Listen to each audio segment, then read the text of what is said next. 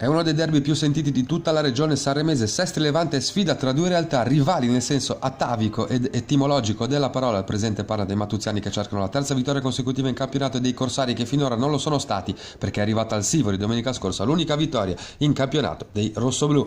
L'11 di Calabria parte fortissimo nel segno di Lobosco, l'ex giocatore dell'Argentina. Prima impegno severamente adornato, poi ad applausi la giocata ad alto contenuto tecnico del numero 9 che spalla alla porta, controlla, palleggia e fa la barba al palo della porta avversaria. È però una sanremese che come al solito crea tanto e concretizza poco. Alla mezz'ora Pippo Scalzi reclama rigore per questo intervento in area. Il diagonale successivo di Capitan Cacciatore termina lato di pochissimo.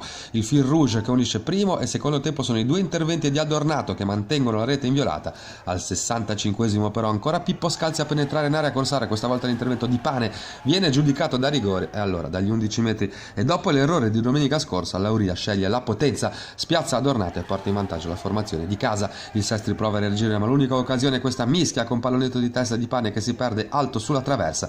In pieno recupero con tutti in avanti per il rossoblù, Lauria troverebbe la rete del 2-0 ma è tutto fermo per la posizione irregolare del numero 10, tarpato dall'assistente nell'esultanza. Poco male per i biancocelesti che trovano il terzo successo di fila in campionato ed entrano prepotentemente nelle zone alte della classifica.